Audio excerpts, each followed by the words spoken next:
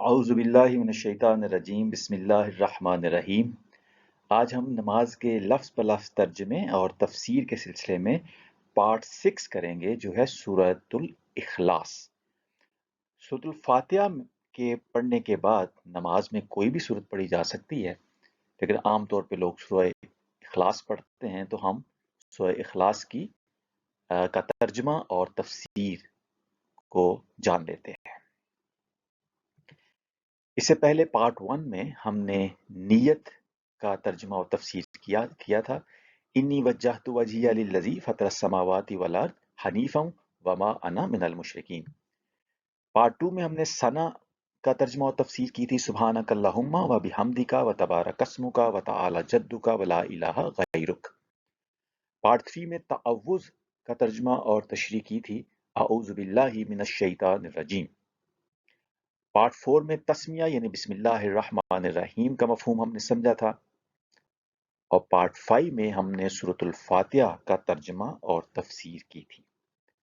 آج پارٹ 6 میں سورۃ الاخلاص کا ترجمہ اور تفسیر کریں گے۔ بسم اللہ الرحمن الرحیم۔ قل هو اللہ احد۔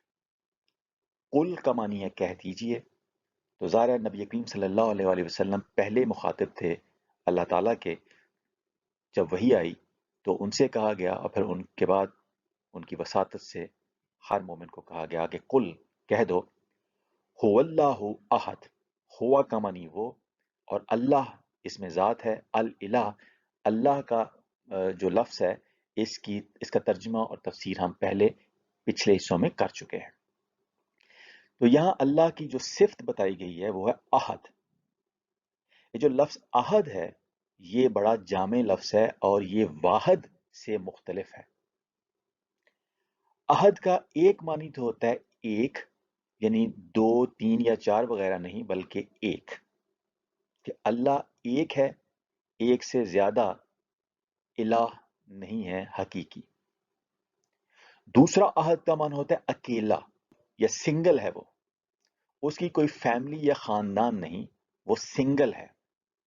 تو پہلی بات یہ ہو گئی کہ اللہ ون ہے، دوسرا یہ کہ وہ سنگل ہے، اس کی کوئی فیملی یا خاندان نہیں۔ تیسرا احد کا معنی ہوتا ہے یکتا یا یگانہ یا بے مثال یا بے نظیر یا بے ہمتا یا لاسانی، یعنی جس جیسا کوئی اور نہ ہو۔ انگلش میں کہتے ہیں یونیک یا میچ لیس یا پیئر لیس، ان ایکولڈ، ان پیرالل، سول۔ چوتھا معنی احد کا ہوتا ہے جس کی ذات میں کوئی شریک نہیں۔ اللہ تعالیٰ کی جو ذات ہے وہ ایک ناقابل تقسیم وحدت ہے، تو پانچواں معنی اس کا احد کا ناقابل تقسیم وحدت بھی ہے، یعنی انڈیویزیبل اینٹیٹی ہے اللہ تعالیٰ، انڈیویزیبل بینگ ہے۔ کوئی اور ذات کبھی اس کی ذات کا حصہ نہیں رہی، وہ ذات کامل ہے۔ ایک تصور ہے کہ جو انسان کی روح ہے یہ اللہ تعالیٰ کی روح کا حصہ تھی، اور پھر یہ اس سے جدا ہو گئی، اور جب انسان کا وصال ہوتا ہے تو جو انسان کی روح ہے وہ خالق حقیقی کی جو روح ہے اس کے ساتھ مل جاتی ہے۔ تو لیکن یہ تصور جو ہے وہ صحیح نہیں ہے۔ احد کا معنی ہوتا ہے ایک کہ ناقابل تقسیم وحدت، انڈیویزیبل، ذات کامل، کوئی اور ذات اس کی ذات کا کبھی حصہ نہیں رہی جس نے کہ بعد میں جا کے اس کی ذات میں ضم ہونا ہے، ایسا نہیں ہے۔ تو قل هو اللہ احد کا معنی ہے کہ کہہ دیجئے کہ وہ اللہ ایک ہے، اکیلا ہے، یکتا ہے، یگانہ ہے، اور بے مثال ہے، ذات کامل ہے۔ اللہ الصمد، اللہ تعالیٰ کی دوسری صفت جو آئی ہے اس سورہ میں وہ ہے صمد کی۔ صمد کے بھی بہت زیادہ معنی ہوتے ہیں۔ ایک معنی ہوتا ہے صمد کا واجب الوجود، یعنی قائم بالذات، وہ ذات جو بذات خود قائم اور برقرار ہو، یعنی کسی اور نے اس کو قائم نہیں کیا، وہ بذات خود قائم ہے۔ دوسرا معنی صمد کا ہوتا ہے بے نیاز، وہ ذات جو کسی کی محتاج نہ ہو مگر سب اس کے محتاج ہوں۔ تو اللہ تعالیٰ جو ہے اس کی ایک صفت ہے دی انڈیپینڈنٹ. ہر کوئی چیز جو ہے کائنات میں وہ اللہ کے اوپر ڈیپینڈنٹ ہے، لیکن اللہ کی ذات کسی اور کے اوپر ڈیپینڈنٹ نہیں. وہ ذات دی ایبسولوٹ ہے، being self-sufficient and free of external references or relationships. تیسرا معنی ہوتا ہے صمد کا لا زوال یا لم یزل یا لا فانی، یعنی دی ایٹرنل، ہمیشہ سے جو ہے اور جس نے ہمیشہ رہنا ہے، لا زوال ہے، اس کو کبھی زوال نہیں آنا، اس نے کبھی فنا نہیں ہونا. اور چوتھا معنی صمد کا ہوتا ہے قابل اعتماد آسرا یا سہارا یا ملجا و ماوا، پناہ دہندہ، یعنی to whom one repairs or betakes himself or has recourse in exigencies. تو مشکل وقت میں جو قابل اعتماد آسرا اور سہارا ہے وہ بھی اللہ تعالیٰ کی ذات ہے. تو اللہ الصمد، اللہ قائم بالذات ہے، ہر شے سے بے نیاز ہے، لا زوال ہے اور تمام عالم کا ملجا و ماوا ہے.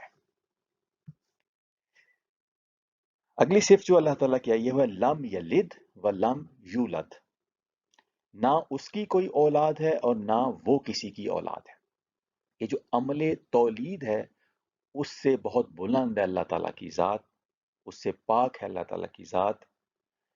انسان اور دیگر حیوانات میں سے بہت سارے حیوانات ہیں جو عمل تولید کے ذریعے سے اپنی اولاد کو آگے بڑھاتے ہیں، وہ خود عمل تولید کے باعث پیدا ہوئے ہیں اور آگے پھر عمل تولید سے ہی ان کی آگے نسل چلتی ہے.